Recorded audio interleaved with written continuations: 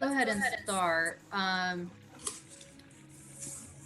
Brenda just popped off. We'll wait for her to come back on. But in the meantime, um, Tony, to put you on the spot, but you have not introduced yourself yet as a coach, so we want to give you a chance to do that.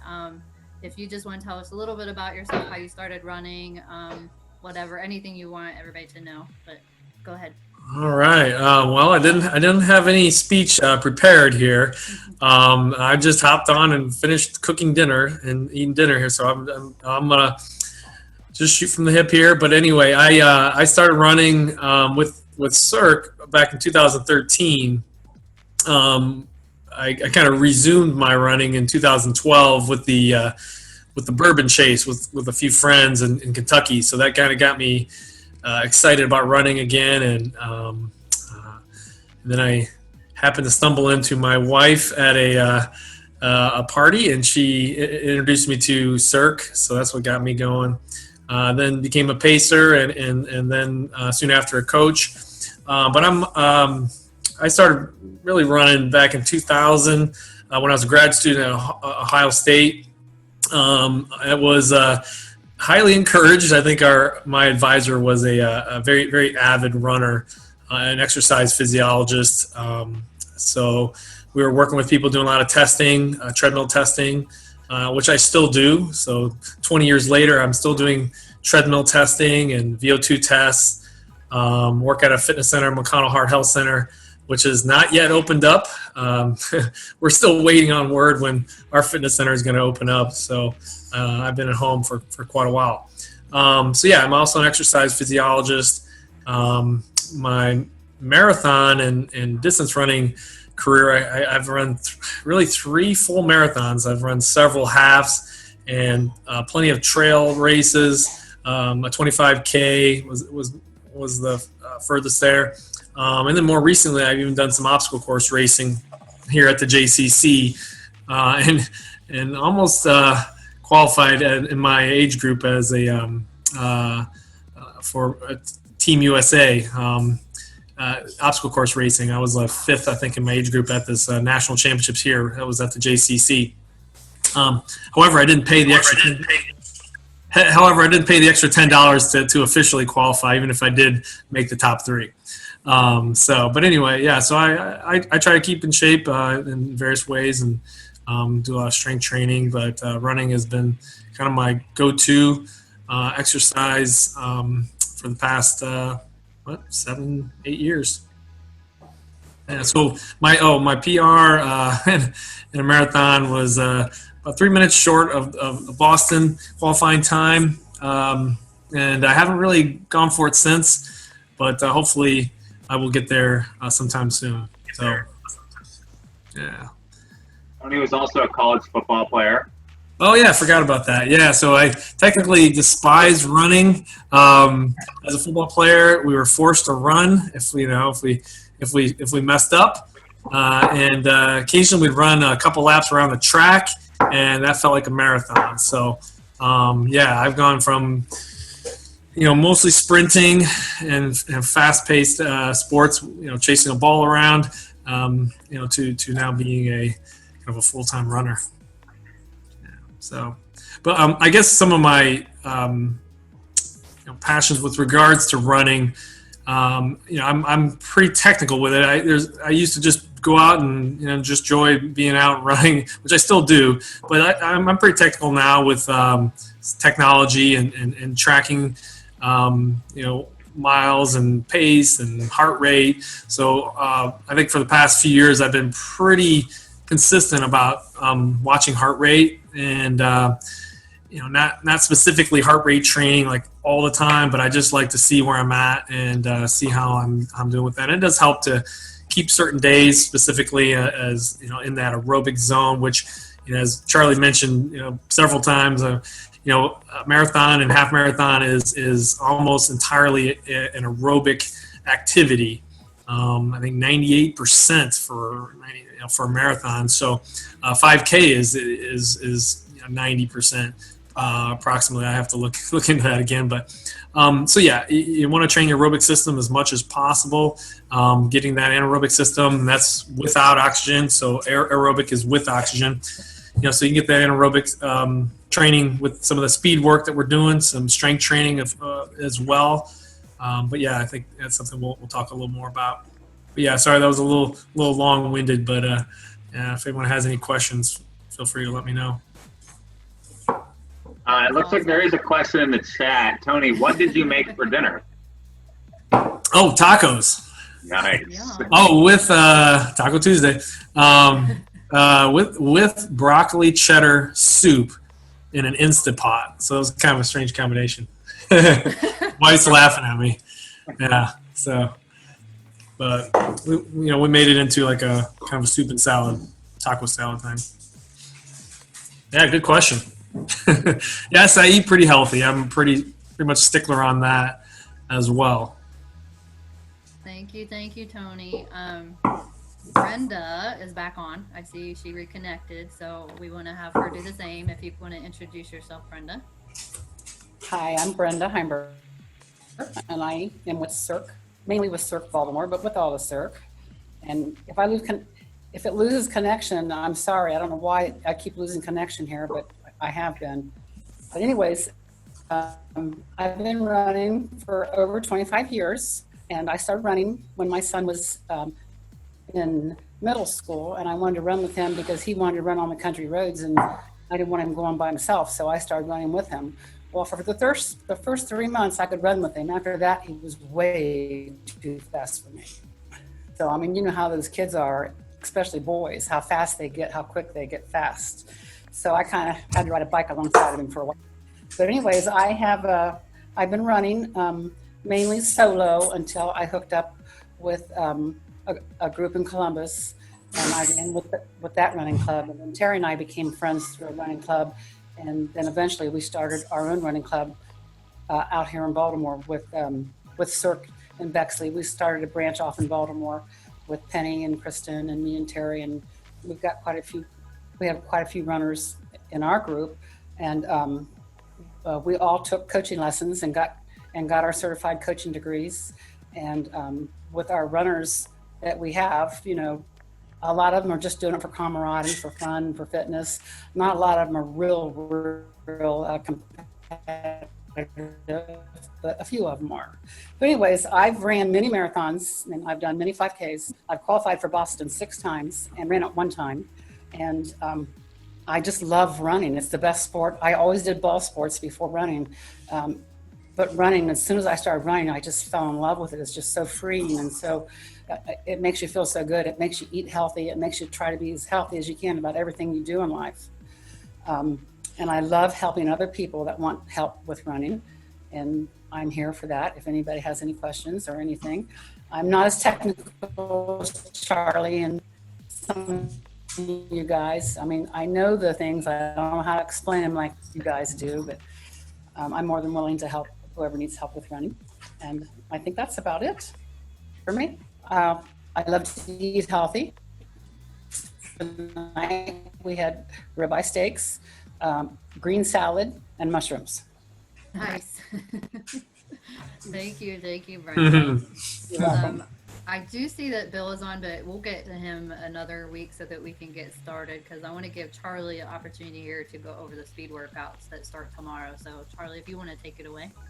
Yeah, so first, just so you guys know, Brenda is also one of the fastest people in Cirque. I'm not joking. She really is. Like in terms of like how competitive you are, like in your gender and age group, Brenda is out here just like crushing all the rest of us. So Thank you, Charlie. no problem. You've been putting the work in for. I've always tried to explain the age group thing, but nobody ever listens to me. This week we start our quality workouts with the virtual season. So if you're following one of the marathon plans, so like the Columbus Marathon plan, or I think a few people have set the Chicago Marathon plan too, your speed work, I know it feels like we've been at it for a few weeks now, but because the season was so long, your speed work wouldn't really start for another, actually 6 weeks. I think we're going to start it earlier than that, but the speed work people who are on like a traditional Cirque marathon plan is not this. You're free to do this if you want, but it's that's going to start in a little while after you've got a little bit more mileage under your belts. But for our kind of virtual race series, we do have quality workouts starting this week. You don't have to start this week, but if you wait too long to start doing them, they do kind of build on each other. So it's kind of hard to jump in, week 10 of the quality workouts and expect to be able to complete it. So obviously, over the course of the season, we're going to progress in the distance of our virtual races. Our next one is in 4 weeks, July 4th weekend. So that is actually like very advantageous for making a plan like this, because we're kind of getting longer with every race. We can kind of like gradually kind of cycle through all the different training and build up and build on itself until we're finally hitting either that like 10K specific or half marathon training. It's great because like the 5K speed work will prepare you for the 10K, or the 10K speed work will prepare you for the half marathon, or even prepare you to do the speed work for the half marathon. So this week is not too grueling. For your level 1 people, you're just going to do 4 strides, or if you're doing a run walk, they call them gliders or glides. Stride is basically just, there's no like orthodox like dictionary definition, like here's what a stride is. But to me, it's if you're on a track, like an 80 to 100 meter on the roads, like I'm lucky because I actually measured out 100 meters in an alley by my house. So that's where I do my strides. But if not, 15 to 20 seconds is going to be the same. It doesn't have to be perfect, because the real point of these is not so much like for your fitness. They probably have some small cardiovascular effect, but really they're neurological. They're just, so you're just training your body. You're just getting used to the body motions of moving faster. And you don't have to hit it that much to really train your like central nervous system in those pathways for faster running. So the way you would do this is over like 15, 20 seconds, you will accelerate over the course of it. Right at the end, you're going to accelerate up to like maybe what you might consider your like mile pace. So harder than your 5K pace, pretty much as fast as you can run without like you're sprinting now, still like nice and smooth, but accelerate, just touch that. You don't have to sustain that. You don't have to hold that for half of it. It's just like go up there, just touch it, and then kind of coast back down. Then you can either do like a minute standing rest. You can jog for 30 or 45 seconds between them. You can jog back to the start. It's really totally up to you. Just, you do want to be like fully recovered when you start the next one, because again, the point isn't necessarily to stress your cardio system. The point is to train your like neural pathways. And if you start them, each one exhausted, not fully recovered, breathing hard, you're going to train those neural adaptations the wrong way. And then why even do them? So just whatever it takes for you to be fully recovered. And if it takes longer because it's hot, very warm out, extremely warm, then that's okay. And then those are going to be what you guys do at that lower level for a couple weeks here, and then we'll continue to talk about the progression as we go. For our level 2 and 3, we're going to do 5K pace. So if you did your virtual mile, you can, I talked about this last week, it's linked in the email you received today. You can plug that mile time into the calculator and it will tell you pretty close approximation of your 5K time. Also, if you happen to be lucky enough to run a race right before lockdown, you can also use that time. If it's a 5K, just use that pace. If it's a different race, use the calculator. However, keep in mind that you may have improved, so your mile time might actually be better in equivalency than the 5K. So put those both in and use whichever one is faster, basically. So you guys are going to do reps either 4 or 5 of 2 minutes on at 5K pace, 2 minutes off. So that's not a huge amount of volume, and it's also very generous recovery. So this shouldn't be, you should definitely feel at the end of this like you have something left in the tank. That does not mean that I want you to go out and do another one. I actually really hope throughout this training plan that at the end of every workout you feel like I could have done one more. That's how you know, that's how I know and how you know that you're not pushing yourself too hard. The goal is not to just like totally destroy yourself every time you go out there. So this is just kind of a good way to get the legs moving so we can move into other workouts and stuff. And then you'll see that at the end, 4 strides. Those actually do come after. If you're a person who's been running for a while, and we'll talk about this later in the season for everybody else, and you do strides as part of your warm-up, that's great. I love it. But that is not these. These are specifically, again, I was talking about the strides, it's like kind of neurological training. So that's very beneficial to do these on tired legs. You're just making sure that you're still running well. You're not like bending over, you know what I mean? But it's kind of hard to get up to like that top speed and not have your form be like pretty good. It's hard to run fast and run bad. So just kind of doing the strides regularly will help your body figure out the most efficient movement patterns. Then once you're done with that, you can see the cool down for every workout. Obviously, these are time-based. Everybody is going to be running different paces. So it's either the balance of the mileage remaining or half a mile. So if you end up, you finished everything and you only have a quarter mile left before you hit your daily mileage, run the extra quarter mile. The cool down is important enough that I think it's okay to go over the daily mileage. And it's totally okay. If you're on Strava, you know what, it's allowed to say 2.34. You guys will all make it. I purposely stop my watch sometimes and it says like 7.89 or something, just because I know it annoys people. But so just make sure you get in a half mile cool down. If you go a little bit over, that's okay. But if you do that prescribed, like kind of recommended warm-up time or distance, you shouldn't go so far over that you're running like 2 extra miles. Thank you, Katie. Yes, people do. It's a pathology.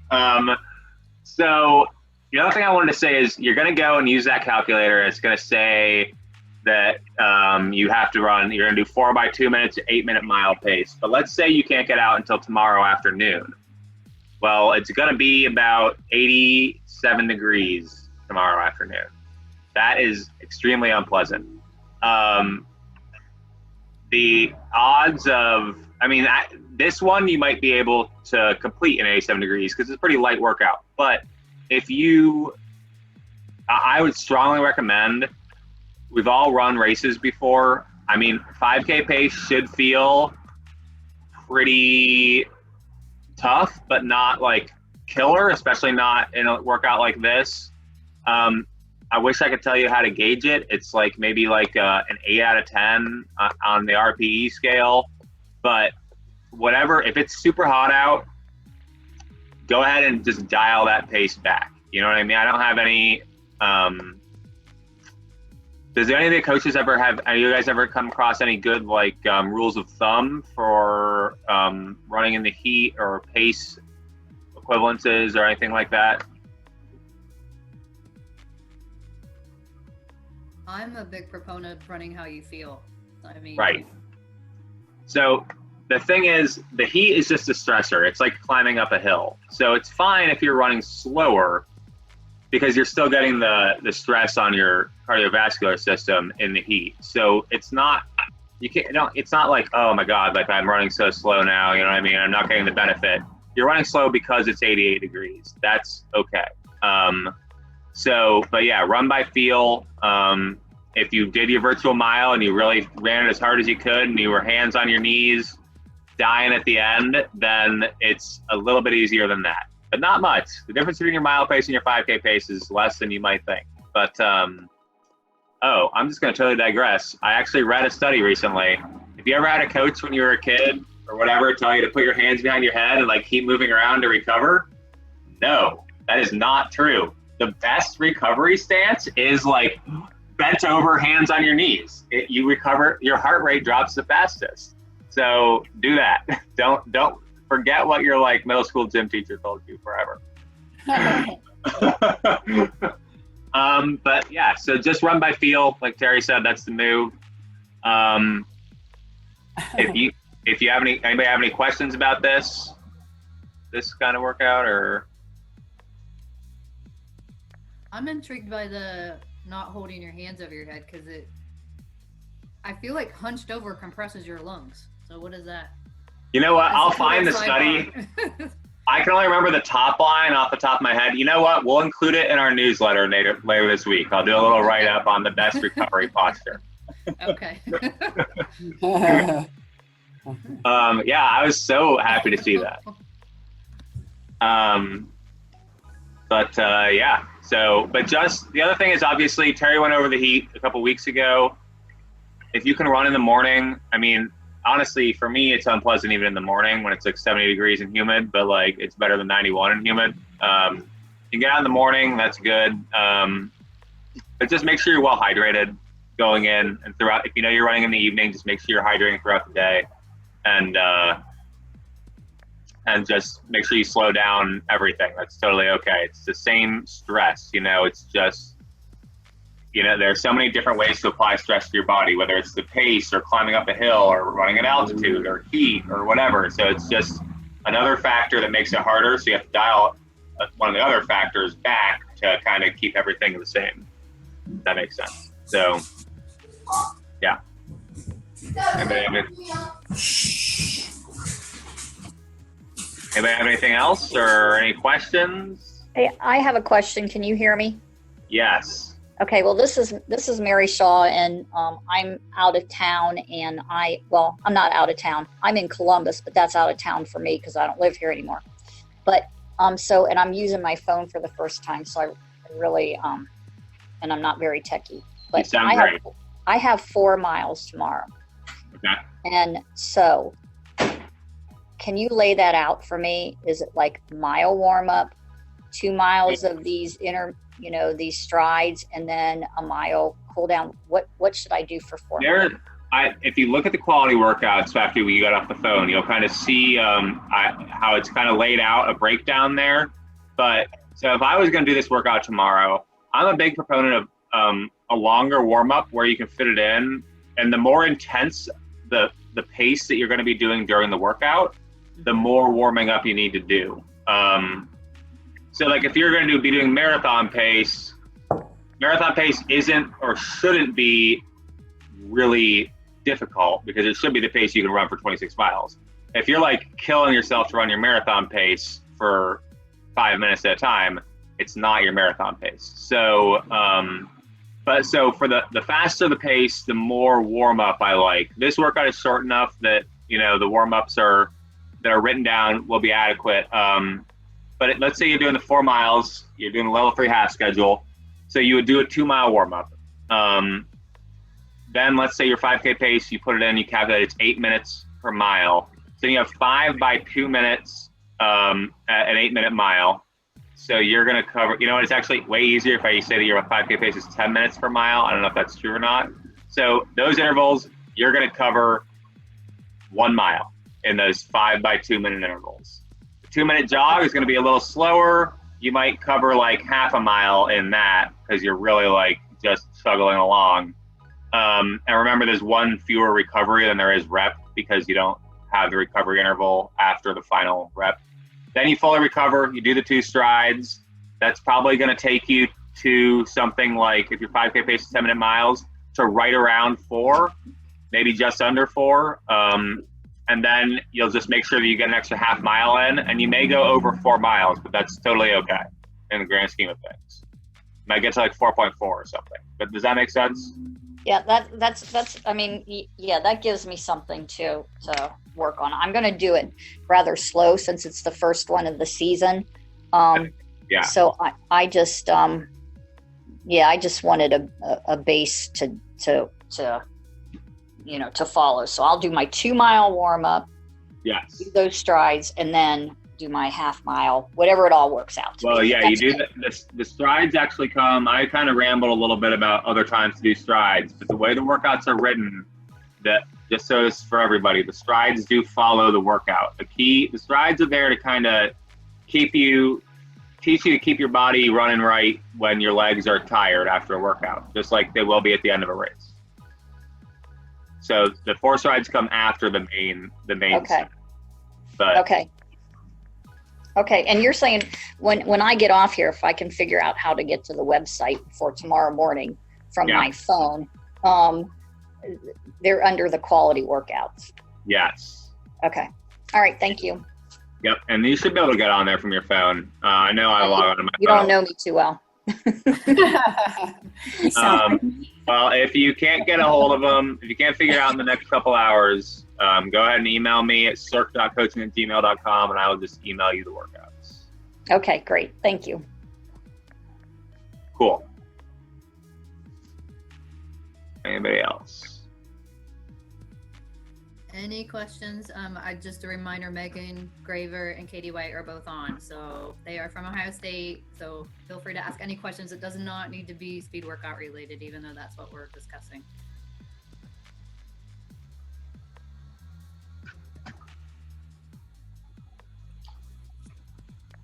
All right. I mean, if you guys want to look down the schedule and see what you got cooking for you in the future, I think it looks pretty good, but I did write it, so.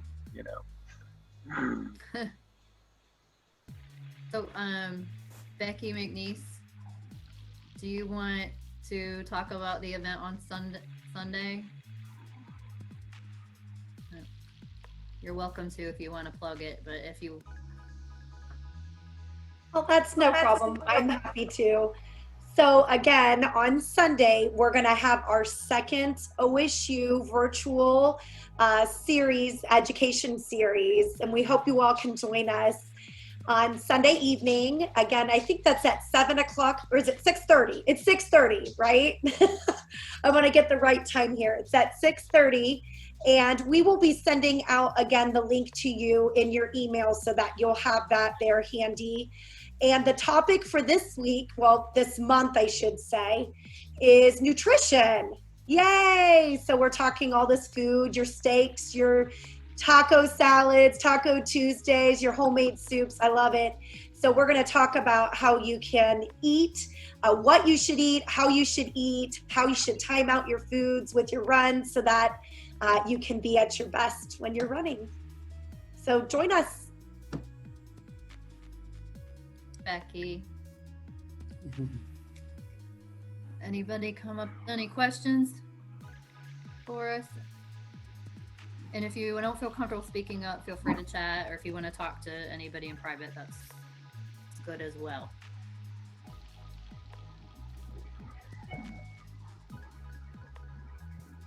I did not come armed with questions tonight. I had a bunch last week. Okay. No, this is just like we're getting into the meat and potatoes, I guess, right?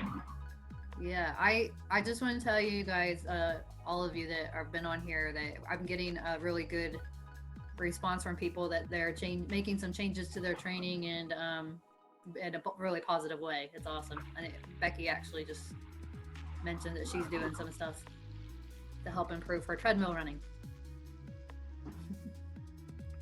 Sweet.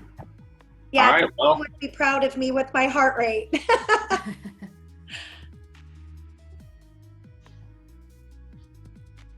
Well, I think if we don't have any other questions or anything, this is a quick one. I'm glad that everything is so clear that we nailed it. Wait, I actually do have a question. Oh. Sorry, just real quick, because with the marathon, we have 9 this weekend. So, and we're getting into like 9-10 miles. And it's been a while since I've done a marathon. So when we're like fueling and eating on long runs for marathon training, how far apart do you recommend like eating, like either your goo, or I'll probably do like applesauce or something because I can't stand the textures of the gels. That is like wildly personal. So theoretically,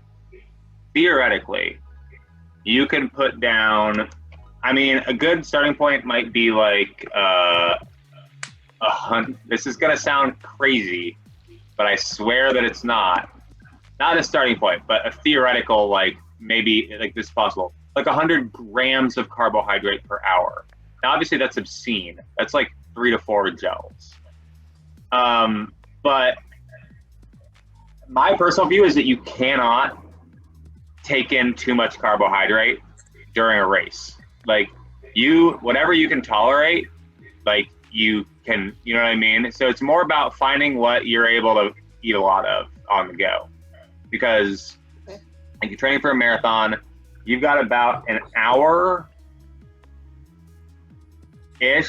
maybe a little more, of glycogen stores in your blood and muscles. That is like, once you hit that, maybe up to 90 minutes, but once you hit that time, you are going to run out of fuel. So it's just really important that's some of the things these long runs are for, is figuring out what works for you, basically. Okay. Hold on, I'm gonna find you the actual number. I should know it, but I'm blanking. I just want to add, Megan, that just don't wait to start it. Start Right. early. Earlier the better. That way you don't run out of glycogen. Yeah. Like Right. for how fast we're running next weekend when we run 10, it's going to take us a little over 2 hours. So like, it might end up being every 4 miles. That's like 45 to 50 minutes, or it might be shorter than that, but just want to make sure that I'm preparing for it. Eat early and eat often. And it really doesn't matter what pace you're running. The fuel sources are essentially the same at any pace that we're ever going to deal with. So there might be like I was way over. I was thinking about what this other thing. So 30 to 60 grams of carbohydrates is like the standard per hour. That's still pretty aggressive, 2 gels an hour. There are some products out there that purport to let you go over, which I've actually had some success with. If you want to ask me about that in another channel, but that's good, and it can come from a variety of sources. It can come from sports drink. It can come from gels.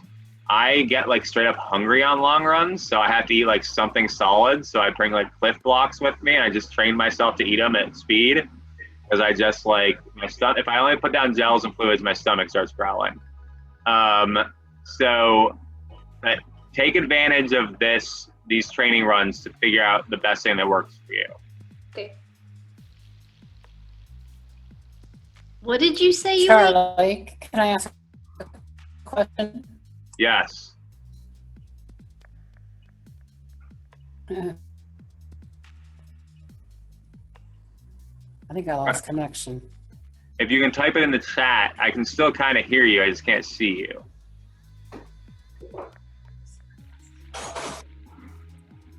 We'll wait for her. Debbie, were you going to ask? Debbie Duffy, were you going to ask? What did he say he eats? Like Cliff Blocks Oh, on the run, like which like even like when in my marathon, like I just like I get hungry. I mean, that's just true like at every moment of my life. But so Brenda, what was your question?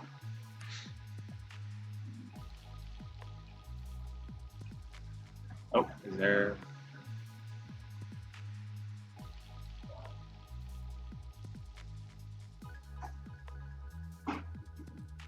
Yeah, 3 Cliff Blocks every 4 miles, right. So what I do is I start eating immediately. Like on a long run, if I am gonna fuel on that run, I will bring a bottle of sports drink with me, and not like a Noon, but like something with calories in it, and I will start drinking it right away.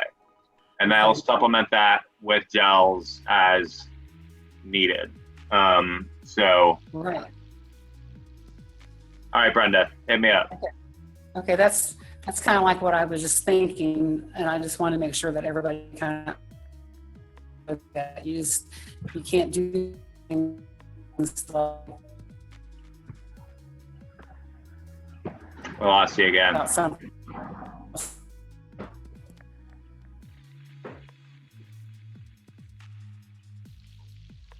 Need for long distance.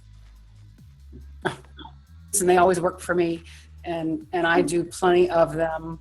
But I have had friends that will just do baby food or applesauce, and that's just not enough. It's not enough to sustain for a full marathon.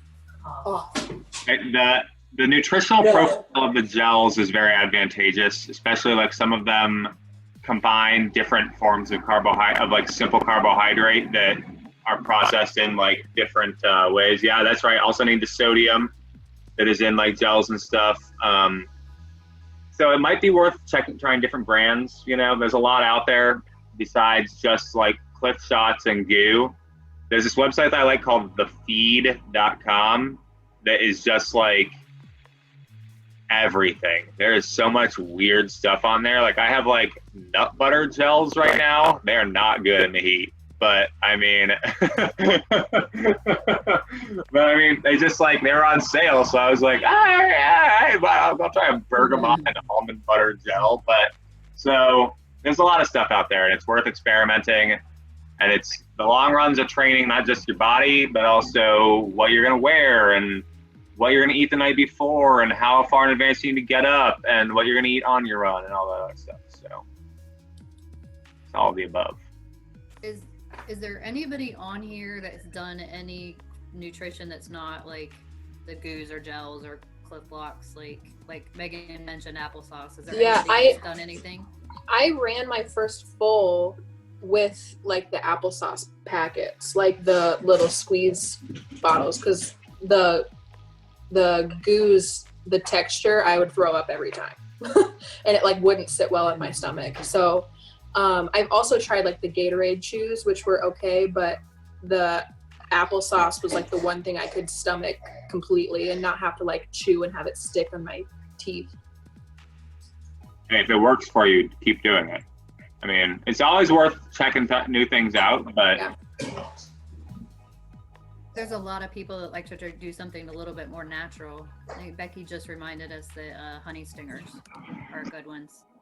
Right. So I used to know a guy who would actually just use like honey packets, like you get at a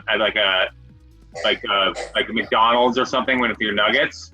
Nice thing about the honey stingers, you can get it with like caffeine in it if that's something you're interested in, and they do put in like potassium and sodium, so you can get some electrolyte replenishment during your run. Yeah, honey stinger's good. Yeah, I've also. Oh, go ahead.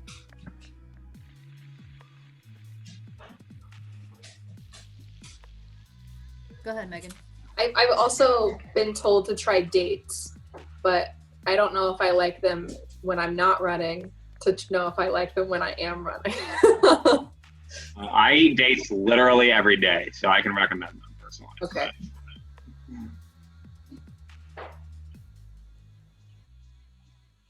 Yeah.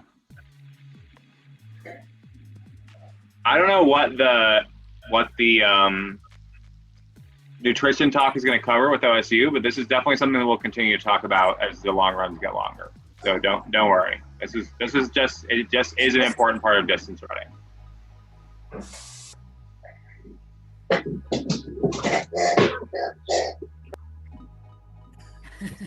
All right, what else can we? Sorry, my dog is going crazy. Okay. All right, anything else? We're here for you.